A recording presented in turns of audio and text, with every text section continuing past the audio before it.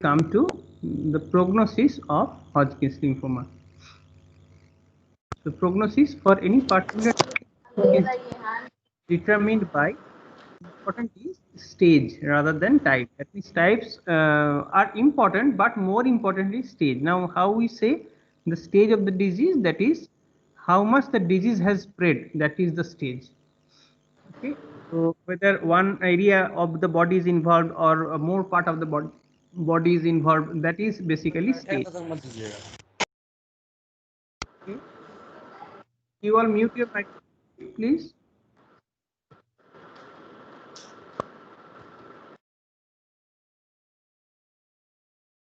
Uh, so among all the different types, what it was discussed yesterday, the best prognosis is seen in lymphocyte predominant. Okay, the lymphocyte will give some kind of immunity, so you can remember it that way.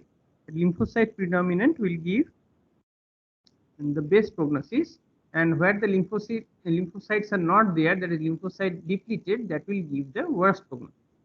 And there is a staging system which is known as an Abbott staging system. So in that there is stage 1, 2, 3 and 4, and that again there is subtypes with or without B symptom. B symptoms means some other systemic symptoms, like say for example fever or myalgia, body ache, all these things are B symptoms. So if there is some physical symptoms, that is called as B symptom. Sometimes there may be even sweating. So all these. So in each stage 1, 2, 3 and 4, there is, we can say 1 or 1B, 2 or 2B. Okay, the B means there is some systemic symptoms are there other than just enlargement of lymph. Now at your level you have to remember these points. Okay, so that is Hodgkin's is more important. We'll come to non-Hodgkin's today, but Hodgkin is more commonly asked to you because non-Hodgkin is very vast and difficult, so often that is not asked much. Is Hodgkin's lymphoma is asked. So remember that the commonest type is, in developed countries it is nodular sclerosis. In developing country it is mixed cellularity. So here, say for example, in the Asian countries you will mostly see mixed cellularity type, and in females it is mostly nodular sclerosis. Classical RS cell more common in mixed cellularity and lymphocyte depleted. Uncommon in nodular sclerosis and rare in lymphocytic predominant. Variants of RS cell, Hodgkin cell, we see in any type of Hodgkin's lymphoma, lacunar cell in nodular sclerosis. Remember L is there here. Okay, so L for L. Okay, so nodular sclerosis, lacunar cell, and popcorn cell is in predominant. Okay, so sclerosis L, sclerosis has a lacunar, and lymphocyte predominant will have popcorn. Okay, P for P. Best prognosis is lymphocyte predominant, and worst will be lymphocyte depleted. So these are the important points to remember. Now there is something, as we said, staging system. This is usually not asked at your level, but it is very important when you go to clinics. So you don't really have to remember it, but just for an idea, a quick idea, we'll just see there are 4 stages: stage 1, 2, 3 and 4. We'll see some picture. Let's say for example this person is having some lymphadenopathy in the single area, okay, only in the neck, so it will be stage 1. If there is more areas, say for example neck also and in chest also, but it is in one side of diaphragm, okay, it's either above or below, okay, in one side of diaphragm only, then it will be stage 2. Here, say for example, there are several areas, neck also, axilla also, and even in the abdomen and pelvis also. So it will be stage 3. So both side of diaphragm is involved means stage 3, and even when multiple foci of involvement of one or more extra lymphatic organ. That means, say for example, when liver is involved, spleen is involved, okay, and several other sites are involved, that is stage 4. So basically, how much of the body is involved, depending on that we give different stages. So stages are more important than types. Types are also having some importance in prognosis, but stages are having more importance. This is critical stages of Hodgkin's disease. Stage 1, 2, 3 and 4. With this, Hodgkin's disease is completed, and we'll now go to non-Hodgkin. hold on.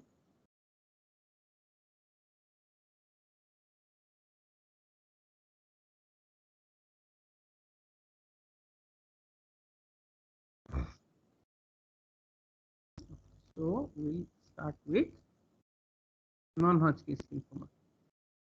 Non-Hodgkin's lymphoma is much more of wide varieties, and many subtypes are there and very complicated. So you don't have to know much in detail, but you have to have some superficial idea. Okay, so we'll start with non-Hodgkin's lymphoma. Till now, all of you okay? Please raise hand once.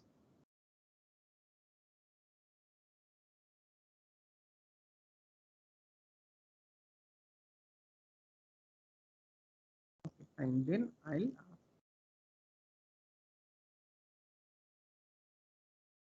continue. We'll start with non-Hodgkin's lymphoma. First, we'll see what are the differences between Hodgkin's lymphoma and non-Hodgkin's lymphoma. Now, Hodgkin's lymphoma usually localized to a single group of lymph node. Okay, single lymph node or group of lymph node in one area. But in non-Hodgkin's lymphoma, often there will be multiple peripheral node involvement. So it is much wider spread disease. Okay, so it is much more widespread. Okay, throughout the body, non-Hodgkin's lymphoma will be much more widespread, generalized lymphadenopathy from the beginning. While Hodgkin's lymphoma will be usually localized disease. First point. Second point is spread by contiguity, means Hodgkin's lymphoma from one lymph node it will go to the next lymph node. So all the lymph nodes, as it has been told to you earlier, that they will form a matted lymph node mass. Okay, so they spread by contiguity, while in NHL it is not contiguous spread. Okay, so there will be widespread. Okay, say one person may have cervical, and after that at the same time they may have axillary lymph node without any contiguity. Now, mesenteric lymph node and Walder ring rarely involved in Hodgkin's, but commonly involved in non-Hodgkin's. What is Walder ring? Walder ring is the lymphoid tissue in the pharynx. Okay, so that includes all the tonsils. There are different tonsils are there, palatine tonsil, pharyngeal tonsil, and all. So that is the lymphoid tissue in the pharynx that consists of different tonsils and comprise Walder ring. That is commonly involved in NHL. Extranodal involvement is uncommon in Hodgkin's lymphoma, while common in non-Hodgkin's lymphoma. That means extranodal involvement means organ involvement, lymphadenopathy, other than lymphadenopathy, hepatomegaly, splenomegaly, all these things are extranodal involvement. That is more common in NHL. So basically, NHL is much more a systemic disease. Different parts of the body will be involved. More lymph nodes will be involved from the beginning only. Okay, Hodgkin usually in the beginning only one site will be involved. So Hodgkin is more localized. Hodgkin is B cell origin mostly, but NHL may be B cell or T cell origin. But B cell origin is more common, but both can be there. Okay, B cell also, T cell also, but B cell origin is more common. And Friedrich-Sternberger cells are seen in Hodgkin. That is quite specific and characteristic. While in non-Hodgkin, that is not seen. In Hodgkin, we see background inflammatory cells like neutrophils, plasma cell, eosinophil, right? That is not seen in non-Hodgkin. Neoplastic cells are basically in RS cell in Hodgkin's lymphoma, while neoplastic cells in NHL can be small, can be large lymphoid cells of. So here in NHL, the lymphoid cells are actually malignant, while in Hodgkin's lymphoma, basically the atypical cells are Friedrich-Sternberg cells. And in Hodgkin's lymphoma, we saw there are only 5 subtypes, while in NHL there are many subtypes, many actually, more than 30 subtypes are there. What you really don't have to know that much. Now we will come to non-Hodgkin's lymphoma. Okay with all of you, right? Sir. Yes. Yes, sir. Somebody is asking something. Okay, please tell Ujjwal. Sir, in that Hodgkin's, in the later stage, is there extranodal involvement? Yeah, correct. It's a later stage, but usually patient comes early. Okay, so Hodgkin's lymphoma going to involvement of liver and spleen, it is uncommon actually. It is in the later stage it can happen, correct? Okay, sir. Thank you. Okay. Okay. Usually it comes when they will coming, the patients will come at the earlier stages, no? So only one site only neck or only axilla, like only in one place only there will be lymphadenopathy, mostly like that. Okay. But from in non-Hodgkin's lymphoma, from the beginning only multiple lymph node in the body will be involved, and at the beginning only you can see there may be hepatomegaly or splenomegaly. Okay. Fine. So I'll start with non-Hodgkin's lymphoma. So cells of origin, as we said already, that it may be B cell or T cell, and B cell origin is much more common than T cell origin. Tumors of T and B represent cells arrested at any stage along with their whatever their differentiation pathway. Okay, say for example, if we see this is the lymphoid stem cell from which T cell and B cell, this is above one is B cell pathway and below one is T cell pathway. So there are different stages. Okay, so in B cell, when the cell is developing, first there will be early B precursor, then there will be pre-B cell, B cell, and ultimately plasma cell. Okay. Similarly, if we see in T cell pathway, there may early we call it early thymocyte. Later we say a common thymocyte, and after that we say mature T cell. So interesting point is there may be stoppage of differentiation and maturation at any level, and at that particular level whatever the cell is, that cell will proliferate.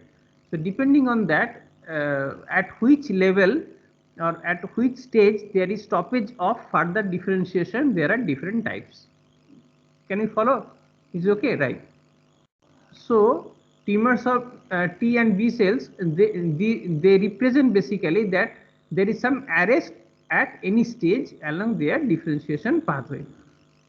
So when the cells are differentiating, there is arrest. At some stage it will stop, and at that particular stage whatever the cell is, that cell will start proliferating, and thus there will be malignancy, and there will be different types. So site of origin, majority of cases they arise in lymph nodes, but 1/3 of cases may arise in even in the organs. Okay, say for example, the patient may not have much lymph node enlargement, but from the beginning only there will be lymphoma of GI tract, lymphoma involving bone marrow, lymphoma involving skin, and lymphoma involving even central nervous system. So these patients will have primary lymphoma of those organs. Okay, so it may start even in different organs. These things we have not seen in case of Hodgkin's. These things are specific of non-Hodgkin, and they have the potential to spread from the site of origin to other nodes, extranodal sites, and even they may spill over into the peripheral blood. So other nodes that may be near or distant, extranodal sites like bone marrow, spleen, liver, and as we said that abnormal cells may spill over into peripheral blood.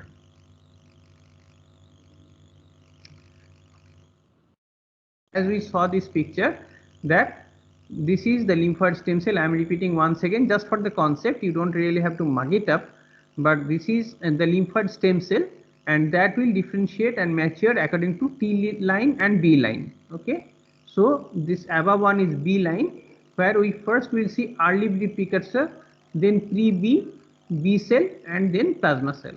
And in T cell also there will be different stages of maturation, and ultimately there will be mature T cell. So depending on at which stage there is stoppage of further maturation, that particular abnormal cell or immature cell will proliferate. Okay, and there will be some surface markers or antigens of different stages. Depending on which stage is proliferating, there will be a specific marker for that particular lymphoma or subtype of lymphoma. Okay, so when later on, now not that much required to remember, but later on if you study further in the clinics and even in the higher level in MD and all, in that at that time you really have to remember all the different stages and their markers, and which subtype of lymphoma will have which type of marker, and so on. Okay, so now we have to have a general concept. So be aware that what are the differences between Hodgkin's lymphoma, non-Hodgkin's lymphoma, and it can start from either B origin or T origin. And also you remember that 1/3 of this NHL origin from organs. Okay, like extranodal sites, as we said, like GIT, CNS, all these may start with primary lymphomas. So now we'll come to the light microscopy in general for all types of lymphoma, or all types of NHL, I should say. Okay, for all types of NHL in general, how it will be. Okay, so we'll see that there will be malignant lymphoid cells or lymphoma cells which efface the normal architecture of the lymph node. So we call the word efface. The normal architecture of the lymph node is uh, obscured or effaced. Okay, so all whatever we have discussed earlier in case of reactive lymph node, like there will be cortex, paracortex, medulla, and cortex will have, you know, this secondary germinal follicles. All these things you cannot see here. Here the whole lymph node will show only malignant lymphoid cells. Okay, so that's why it is called as the normal architecture is effaced or it is obscured by proliferation of malignant lymphoid cells or lymphoma cell. Now, when these malignant cells are growing or proliferating, they may have two patterns. One is follicular or nodular pattern, and another is diffuse pattern. So accordingly, we name or subtype. Okay, so you now you just follow. We'll come further. So growth pattern of those malignant cells can be either follicular or nodular and diffuse.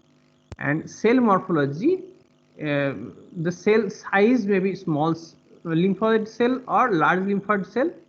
The nucleus outline can be cleaved nuclear outline or non-cleaved. Cleaved means there is some cleavage. Okay, there is some indentation. Non-cleaved means large round. Okay, so when we say nucleus, cleaved means indented nucleus, and non-cleaved means large round nucleus. Okay, and if lymphoblast, then for example, in subtypes, lymphoblast may be present, then we if lymphoblasts are present, we call it as lymphoblastic lymphoma. Okay, if immunoblasts are present, we call it immunoblastic lymphoma. So if lymphoblasts and immunoblasts are present, we call that lymphoma accordingly, or we name of the lymphoma will be according to the presence of that. So first is growth pattern, whether it is a follicular pattern or nodular pattern or diffuse pattern, and another is cell morphology, morphology of those lymphoid cell, whether it is small or large, and whether the nucleus outline is cleaved or non-cleaved, and if lymphoblasts and immunoblasts are present or not present. So growth patterns, as we said, it can be follicular or nodular and diffuse. Okay, so two types of growth pattern. If uh, the tumor cells are clustered into nodules or follicles, so then we call the growth pattern as follicular and nodular, and then it is known as follicular lymphoma or nodular lymphoma. If the cell are arranged in diffuse pattern, then uh, we'll find that the tumor cells are spread diffusely throughout the lymph node. Okay, and we call these as diffuse lymphoma. So depending on the growth pattern, we tell the lymphoma is follicular or nodular lymphoma, and another type is diffuse lymphoma. What is the significance? Significance is in diffuse it is more aggressive. So prognosis of follicular lymphomas are better, and prognosis of diffuse lymphomas are worse. They are more aggressive lymphomas. Okay. Similarly, we said about the cell size and cell type.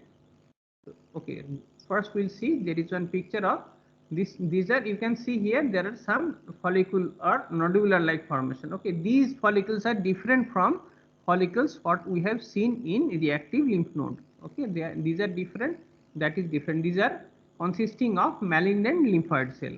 Okay, or malignant lymphoma cell, you can say, or just lymphoma cell. Here we cannot see any follicular pattern, so this is NHL diffuse type.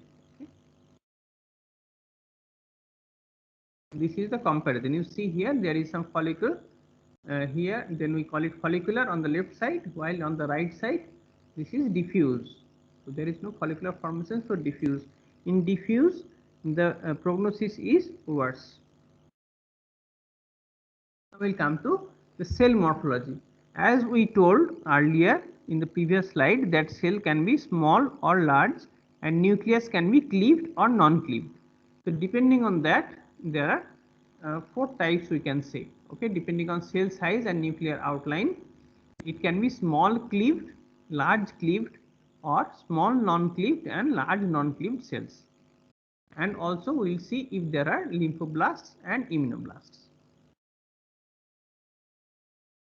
So this is a B stem cell, you can say early B cell. Okay, now these are small cleaved. See the nucleus, these are cleaved. Okay, so there is some cleft or indentation.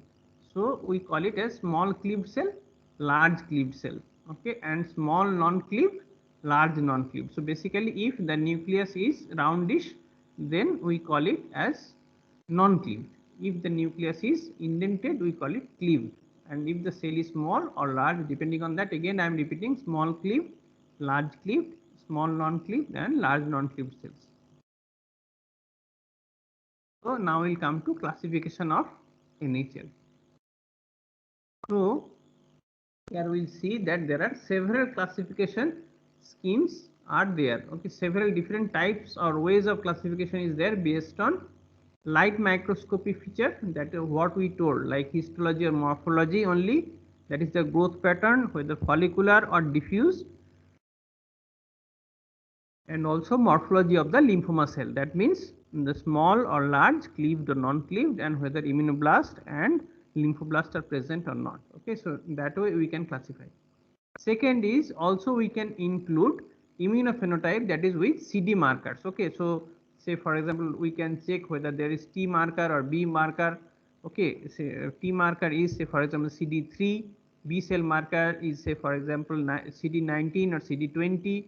So we can check those, and also we can check with CD marker that at which stage the differentiation is arrested. That means earlier we said that when the differentiation of those cells are arrested, then at that particular stage whatever the cell is, that will be proliferating. Okay, as it is not further differentiating. Okay, so as the differentiation is arrested or stopped, so at that particular stage the cell will proliferate. So depending on that we can do different CD markers, and we can make it out that at which stage the maturation or differentiation is arrested. Why it is important? Because depending on that we give different treatment. Okay, at different stage of arrest we need different types of treatment. Now recently even further few things have been included in lymphoma study, that is the defects in the gene and chromosome. So there are different types, many actually different um, types of genetic defects are found, and researches are going on. Again, why we are studying all these things? Because they may have some prognostic implication and response to treatment. So all these things are important because they are having important or significant uh, implication in the treatment and prognosis. Depending on which kind of CD marker or which kind of genetic defects, new treatment regimen, new medicines are coming up. A lot of researches are going on. Lymphoma actually is very much research based subject, and lot of thousands of studies are have been done and are going on. So that's why it is ever changing. 5 years back whatever we have studied, it may not be same now, and even 5 years later it may have maybe it will be changing. Okay, so it is very much evolving and changing subject. So anyway, please be aware that we can classify lymphoma depending on light microscopy, immunophenotype, that is CD marker, and genetics. Okay, that is chromosome and genetic defects.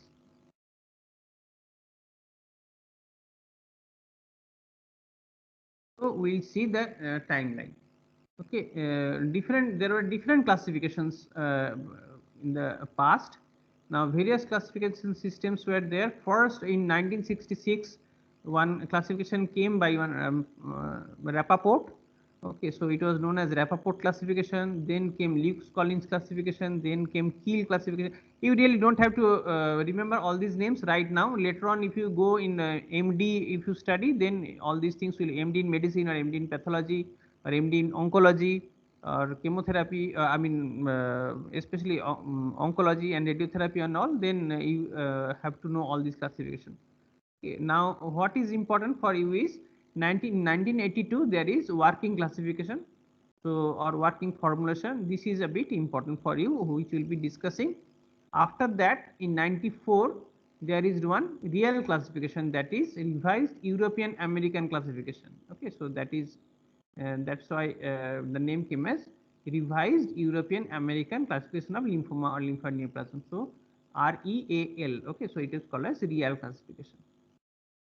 And later, even after that, in now actually all these classifications are not being used, and what is being used is WHO classification or WHO classification. Again in 2000 it came first. After that, again it is revised in 2008, and again it is revised in 2016. And maybe when you'll be studying your final year or you'll be studying in MD in future, at that time there may be another one class WHO classification. So these classifications are not that easy to remember, as I am saying. So you have to just know the basics and superficial things only. You don't really have to know in detail. So we have to know a bit about that working classification or working formulation. Okay, which, as we said, which came in 1982. That is based mainly on morphology. So this is working formulation. International working formulation for clinical usage, or we can just say working formulation. So here the NHL is divided into three prognostic group based on survival rate. So low grade, intermediate grade and high grade.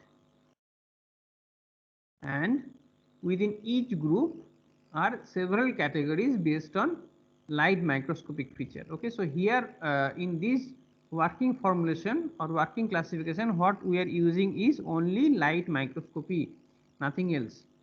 Okay, so here we see the same thing what we have discussed just now, that is growth pattern and cytologic appearance. So low grade NHL will have small lymphocytic lymphoma. Okay, more it will be larger, it will be aggressive. More it is diffuse, it is aggressive. Okay, so low grade will be small and follicular. Okay, so remember that way. So small lymphocytic lymphoma, SLL, which is same as what we studied in leukemia, CLL. Okay, chronic lymphocytic leukemia. So basically that CLL and small lymphocytic lymphoma, their clinical prognosis and treatment is same. Okay, here it is involving lymph node more, and in CLL that is involving the peripheral smear and bone marrow more. Otherwise the treatment and prognosis is same. Okay, so small lymphocytic lymphoma, and next is follicular small cleft cell lymphoma. Okay, then and follicular mixed small cleft and large cell lymphoma. So basically these follicular small and follicular mixed small cleft and large cell lymphoma. Okay, next is intermediate grade. Here the first one is follicular large cell. So as it is large cell, it is a bit more advanced or more aggressive disease. So it is having worse prognosis. So follicular large cell, and then all the diffuse type. Okay, diffuse small cleft, diffuse mixed small cleft and large cell, and diffuse large cell. So basically you remember that we are classifying in according to whether it is follicular or diffuse, and whether it is a small cell or small and large mixed or large cell. Okay, so in intermediate, follicular large cell is coming, as it is large cell, so it is having worse prognosis than the low grade group. And then diffuse small cleft, diffuse mixed small cleft and large cell, and diffuse large cell. Last one is high grade. Here all basically large cell immunoblastic and lymphoblastic. Okay, so immunoblast and lymphoblast, if it is there, it is coming under high grade. And small non-cleaved cell lymphoma. So here, though it is small, but as it is non-cleaved, so it is a bit higher grade. And this is we call as Burkitt's lymphoma. Earlier we discussed somewhere the word Burkitt. Do you remember, any of you? L3 is also known as Good, Burkitt. good, very good, very good. Okay, so at that time we told ALL L3. So basically this one, this high grade NHL, which is also called as small non-cleaved cell lymphoma or Burkitt's lymphoma, that is having similar morphology, similar prognosis, similar treatment as that ALL L3 leukemia. Okay, so two places we see overlap of leukemia and lymphoma. One is in the first, that is chronic lymphocytic lymphoma, chronic lymphocytic leukemia and small lymphocytic lymphoma. The first one SLL or CLL. Okay, the first one we see here the same, and in the second one we see that in the small non-cleaved cell lymphoma or Burkitt's lymphoma, this is same as ALL L3. Now coming to prognosis, low grade means more indolent type, means slow growing. Okay, slow growing tumor, long history and long course of disease, and response to treatment is not good. This is a bit interesting, means though we try to treat, but they will not respond to treatment and it will go on for long period of time. Okay, so remission is not there. While in high grade it is aggressive type, rapid clinical progression, but response to treatment is good, means patient will respond initially, but later on patient again the disease will recur and patient will ultimately die. Okay, so recurrence is high in case of high grade. Okay, while in low grade it will not respond also and it will not recur also, it will go on its own with long course of disease. Till now, any doubt, anybody?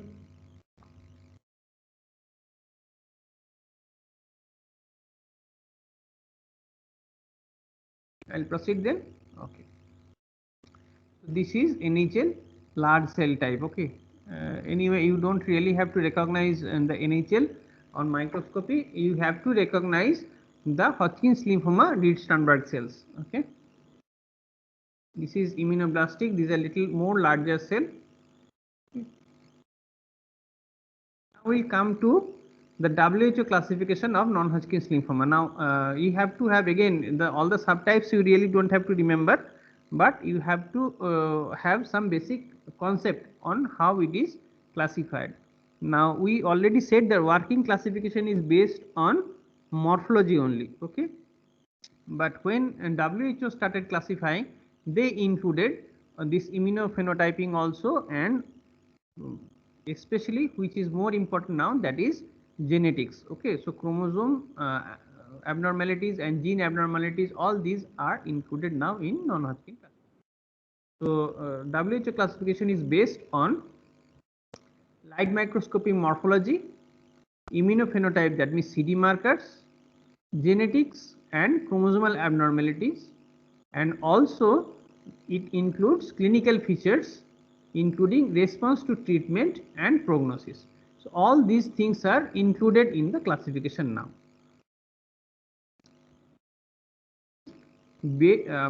On the basis of that, now there are 4 broad categories: B cell and T cell, and further it is classified into precursor B cell, that means immature B cell, and peripheral B cell, means mature B cell. Okay, so precursor B cell, immature B cell, and peripheral B cell or mature B cell.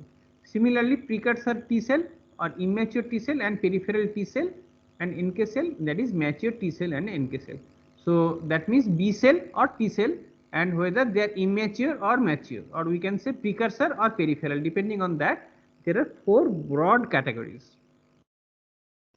Now this classification I'll come after some time.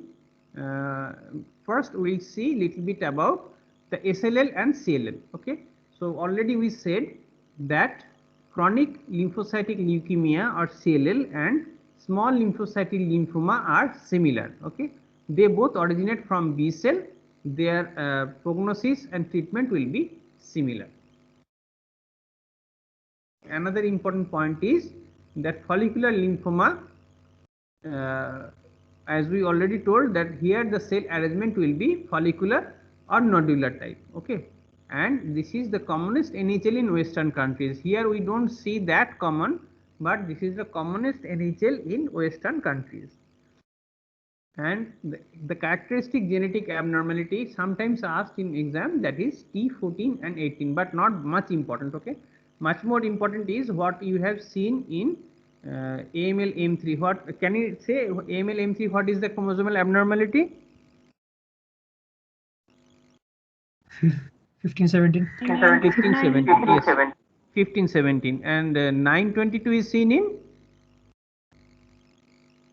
CML, correct. Okay, also we call that as Philadelphia chromosome. Okay, so here follicular lymphoma also often we see a characteristic abnormality, but this is not that important for at your level. It is important in the clinics, but at your level not that important. Okay.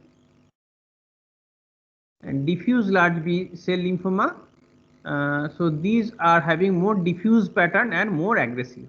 Okay, so as we said, diffuse will be more aggressive, follicular is better. Now we'll see little bit about Burkitt's lymphoma. Now already we said that this is something similar to ALL L3. You can hear? Okay.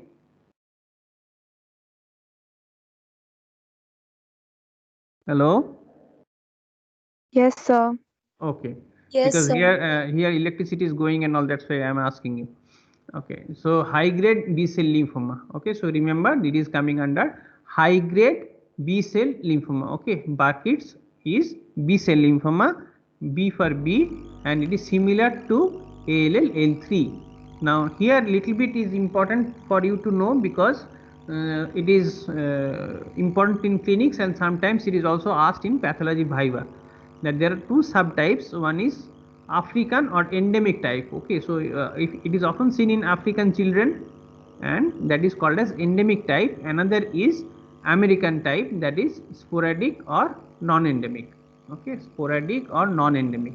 So when it is in one particular place, too many cases we see in any disease, we call it as endemic. Okay, so endemic is African, and sporadic or non-endemic also known as American. Okay, so these days actually this African and American word is not much used. They are saying endemic and non-endemic, and they are morphologically similar, but difference, why we are classifying, because there are differences in clinical, epidemiological and virological features. We will come to that a little bit.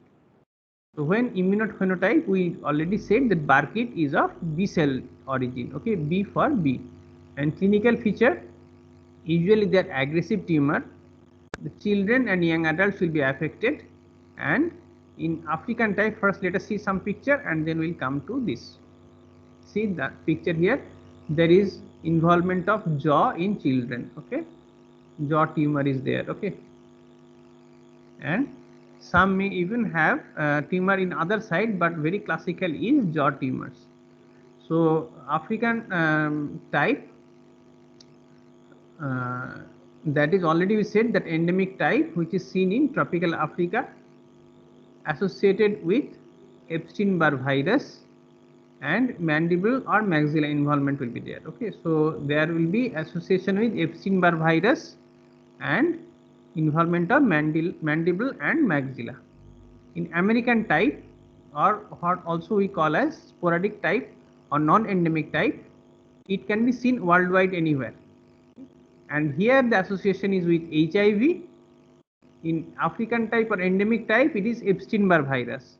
Here in non-endemic type or sporadic type, it is HIV, and here there will be involvement of ovary and ileocecal bowel. Okay, ileum cecum of GIT. Okay, so site of involvement is different. Okay, now we'll come to the morphology or microscopy. Now the malignant lymphoid cells are intermediate in size, non-cleaved round nucleus, multiple nucleoli, cytoplasmic vacuolation and increased mitosis. First we'll see some picture and we'll come back once again. So this is Burkitt's lymphoma low power view. You see here all monomorphic lymphoid cell is there everywhere, and you see many white spaces, right? So this is because of many histiocytes. So there will be many histiocytes in between. So this is higher power view. You can see here all these large or you can say a bit small in size, but nucleus is not cleaved. Okay, so non-cleaved nucleus, and in between you will see some histiocyte. So that's why, because of this so many histiocytes in between in a background of blue cells, this is also described as starry sky appearance. Okay. So this is often called as starry sky appearance. So we'll come again to the microscopy. So malignant lymphoid cells are intermediate in size, non-cleaved round nucleus. You remember as what we have seen in ALL L3, same here. Okay, non-cleaved round nucleus, multiple nucleoli and cytoplasmic vacuolation. Okay, and there will be increase in atypical mitosis because these cells are proliferating very quickly, so there will be increased mitosis. And these cells, as they are proliferating very highly, and also there will be apoptosis. So these apoptosis of apoptotic tumor cells will be engulfed by phagocytic macrophages. That's why there will be too many macrophages. So these macrophages are present scattered in this malignant lymphoid cells. So that's why it looks like starry sky appearance. So this word you remember. Okay, so it is called as starry sky appearance, and that is because of phagocytic macrophages. So we saw here, and this is the low power view where we can see many whitish histiocytes or macrophages. And why there are too many macrophages? Because they are basically phagocyting the apoptotic tumor cells. And last we'll just tell about what is the chromosomal and genetic features. They are associated with translocation between 8 and 14, and they involve oncogene c-MYC on chromosome 8. Just to remember that there will be involvement of chromosome 8. Okay, so this is again a bit important. Okay, this is a bit important. And treatment, this is high grade tumor, but here the prognosis is better in children. Usually if it is not treated, then they will die quickly, but treatment with chemotherapy is good. Better prognosis in children, and if it is detected early. With this, okay, all of you? Burkitt's lymphoma is a bit important, so you I'll upload also the slides. You please go through once again, okay? Because today's this topic's a little difficult topic. And last for today is, there is one name that is mycosis fungoides, that is T-cell non-Hodgkin's lymphoma of skin. So that is called as mycosis fungoides. So with this we finish today. The WHO classification little bit will do in the tomorrow's class, right?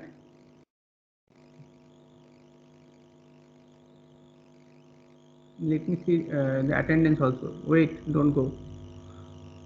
All of you are there?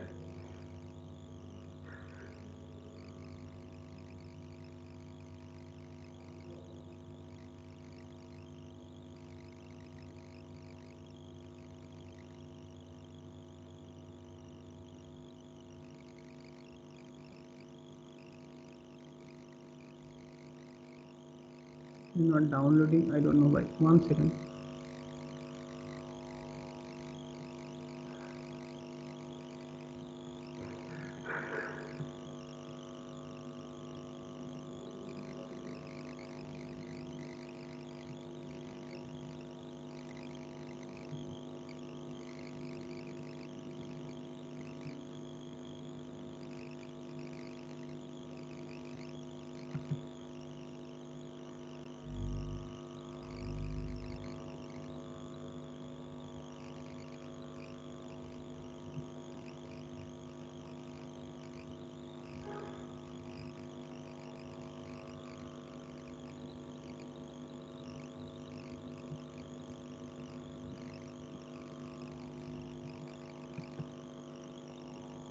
anyway, I think there is some technical issues are there, so it is not downloading. Most of you are present today, so that is okay, fine.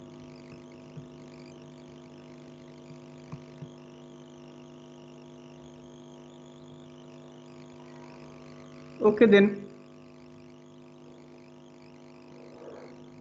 Okay, thank you. Thank you, sir. Thank you, sir.